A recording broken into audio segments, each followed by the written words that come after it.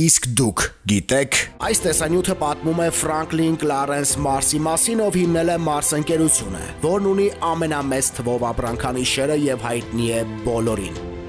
Այն արտադրում է Mars, Snickers, Bounty, Twix եւ Milky Way շոկոլադները, Riley, Orbit եւ Juicy Fruit մաստակները, M&M's, Skittles եւ Rondo կոնֆետները, Whiskas, Pedigree, Kitty Cat եւ Royal Canin կենդանիների սնունդ եւ այլն։ Զարմանալի է, որ կորպորացիան, որը գոյություն ունի ավելի քան 100 տարի եւ միանգամից մի քանի ոլորտերում դարձել է համաշխարհային առաջատար, շարունակում է մնալ ընտանեկան բիզնես։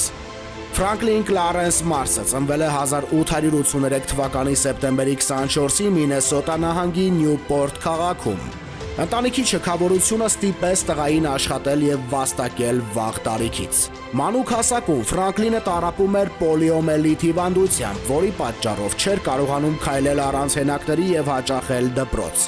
Երկարատև բուժման ընթացքում նա օգնել է մորը, ով տանը քաղցրավենիք էր պատրաստում վաճառքի համար։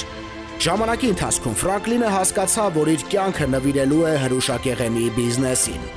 Ֆրանկլին Մարսը 19 տարեկանում աշխատանք է գտնում, որը կապված էր քաղցրավենիքի վաճառքի հետ։ Չնայած ծնողների հետ հարստություն չէր դիզել, բայց տուն ուներ եւ ամուսնացավ։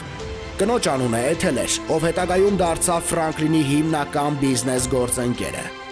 28 տարեկանում Մարսը որոշում է թողնել աշխատանքը եւ բացել սեփական բիզնեսը։ Կնոջը սկսում է տնական քաղցրավենիք վաճառել հենց իր խոհանոցի պատուհանից։ Բիզնեսը շահութաբեր ստացվեց եւ 1911 թվականին զույգը ստեղծեց Mar-O-Bar ընկերությունը, որը շուտով վերանվանվեց Mars Candy Factory։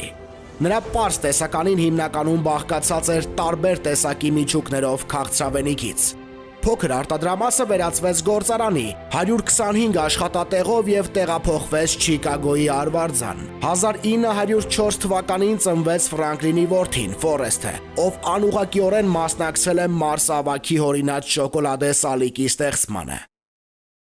Մի օր Ֆրենկը որդուն իր հետ տարավ խանութ եւ նա խնդրեց գնել շոկոլադ, որն այդ ժամանակ վաճառվում էր մանրաքաշով։ Սա որոշակի անհարմարություններ էր ստեղծում, հատկապես շոկ եղանակին։ Ֆրանկլինի գլխում մի միտք ծագեց, երբ մաքրում էր որդու ձեռքերն ու դեմքը հալված անուշեղենից։ Դա փայլաթիթեղի մեջ փաթաթված փոքրիկ շոկոլադե կտորներ արտադրելու գաղափարն էր, ինչը հավանեց նաև իր կինը։ Ի վերջո գաղափարը դարձավ իրականություն։ 1920 թվականին Ֆրանկլինը տեղափոխվեց Մինեապոլիս, որտեղ փայլաթիթեղով փաթաթված շոկոլադները վերափոխվեցին եւ ծնվեց առաջին ապրանքանիշի առաջին բեսթսելերը՝ Milky Way շոկոլադե բատոնը։ Նոր արտադրանքը արագորեն դարձավ առաջատարի շուկայում եւ ընկերությունը սկսեց արագ ընդլայնվել։ Աշխատանքը մեծ թափով առաջ էր գնում, տարվում էին աշխատանքներ նոր ապրանքատեսակների ստեղծման ուղղությամբ։ Ծնվեցին հայտնի Snickers-ը, Նուշով, Mars Almond-ը, Musketeers-ը։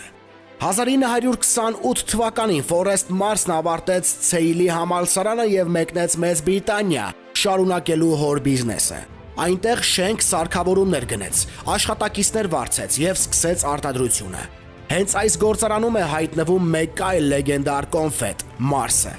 Ուիլյամ Մյուրերի հետ համատեղ Ֆորեսթ Մարսը բացեց M&M's ընկերությունը, արտադրելով համանուն կոնֆետներ։ Ինչ որ պահի Մարս կրտսերը որոշեց, որ բիզնեսի համար օգտակար կլինի ոչ միայն ընդլայնել քաղցրավենիքի տեսականին, այլ ուշադրություն դարձնել բոլորովին այլ ապրանքների վրա։ Նա գնեց Uncle Ben's-ը, որն այդ ժամանակ արագ պատրաստվող բրնձի արտադրության առաջատարն էր։ Երբ Միացյալ Նահանգներում ավարտվում է մեծ դեպրեսիան, մարդկանց ընտանեկան բյուջեն ներում է կենդանիների համար հատուկ սնունդ գնելու։ Մարսը սկսեց գործունեությունն այս շուկայում։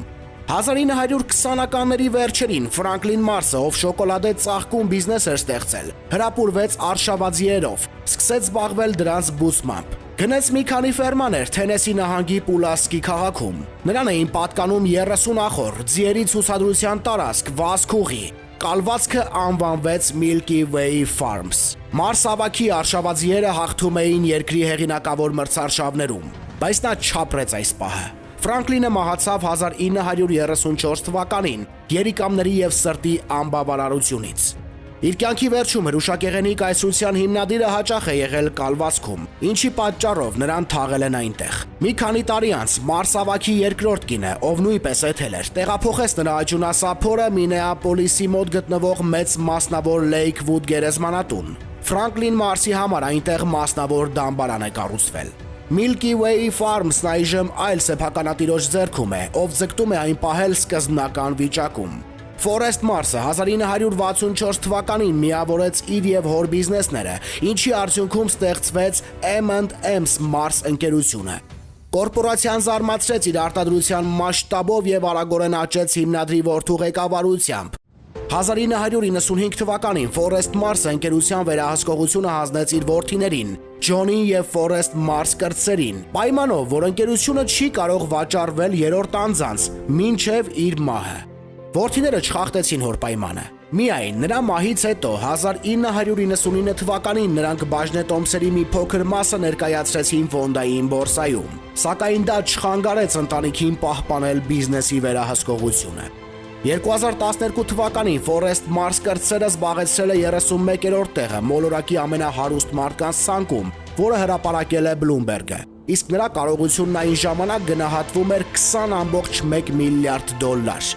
Նա մահացել է 2016 թվականին 84 տարեկան հասակում։ Նույն տարում Mars Inc-ը ճանաչվել է որպես աշխարհի խոշորագույն մասնավոր ընկերություն, որը պատկանում է մեկ ընտանիքի անդամներին։ Այսօր կորպորացիան գլխավորում է Forest Mars կրտսերի դուստրը եւ հիմնադրի ծոռը Վիկտորիա Մարսը։ Որն է այս ընտանիքի հաջողության գաղտնիքը։ Կարծում եմ նպատակին հասնելու հետևողականությունը, ընտանեկան արժեքների գնահատումն ու պահպանումը, սահուն անցնցում սերնդափոխությունը։ Անշուշտ ուսանելի է եւ մոտիվացնող։ Բաժանորդագրվեք ալիքին, սեղմեք զանգակը, հավանեք եւ մեկնաբանությունների բաժնում գրեք ձեր կարծիքը։ Խաղաղություն մեզ առայժմ։